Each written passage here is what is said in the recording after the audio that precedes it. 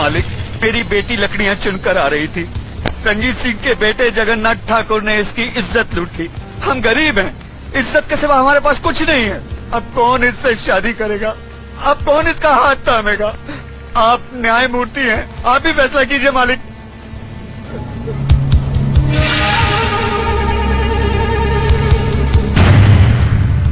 इस बात का कोई चश्मदीद गवाह है? मैं हूँ मालिक। तुम्हारा पायल से कोई रिश्ता है? जी हाँ, मैं इसकी काकी हूँ। तो फिर तुम्हारी गवाही नहीं मानी जाएगी। गवाही सिर्फ उसकी मानी जाएगी जिसने अपनी आंखों से देखा है, लेकिन इस लड़की के खानदान से उसका कोई रिश्ता ना हो। है कोई ऐसा साक्षी, ऐसा गवाह?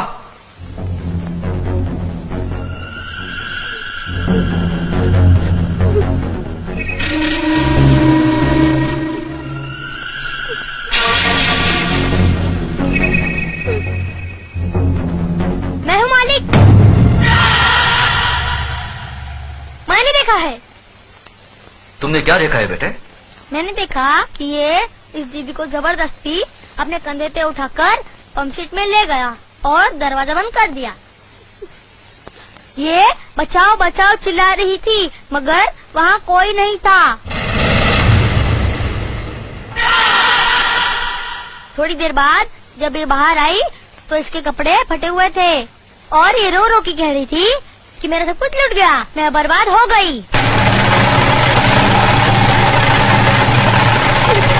जगन्नाथ, कमीने कुत्ते, तूने इन गरीबों को क्या समझा है? ये वो गरीब मजदूर हैं जिनके खून पसीने की बरकत से हमारी धरती पर हरियाली जागती है। हमारे सर पर जमींदारी का ताज इन्हीं गरीबों की बदौलत है, जिसके बदले में उन्हें 2 वक्त की रोटी 2 गज की चादर मिलती है। और तूने उसी चादर में घुसकर इस गरीब की इज्जत लूट ली। फिर तुझ में और जानवर में क्या फर्क रहा? मुनीम जी, देवी माँ के मंदिर से सिंदूर ले आओ। जी मालिक। पायल, तुम इधर आओ। जिन हाथों से मजबूर करके इस कमीने ने तुम्हारी इज्जत लूटी, आज ये उन्हीं हाथों से तुम्हारी मांग भरेगा, तुम्हें अपनी पत्नी बनाएगा। ये हमारा फैसला है। गजराज, अपना फैसला बदल दे। आंखें मत दिखा। ये नीच, जिसके पांव अगर मेरी हवेली के फर्श पर पड़े तो फर्श गंदा हो जाए, इस 2 टके की लड़की को तुम मेरे घर की बहू बना रहे हो। तो नहीं जानता, जमींदारों में तो ऐसी बातें होती ही रहती हैं।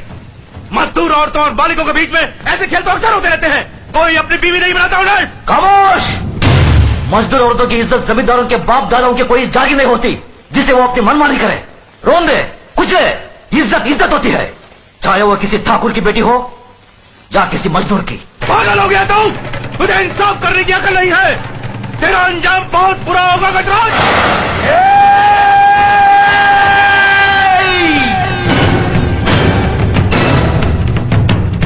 इसके आगे एक लफ्ज भी बोला तो जुबान खींच लूंगा। तेरी औकात मेरे सामने खड़े होने की भी नहीं है और तू मुझे ललकारता है।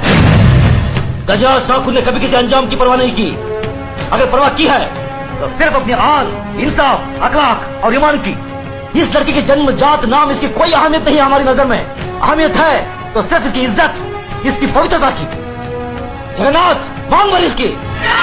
गजराज!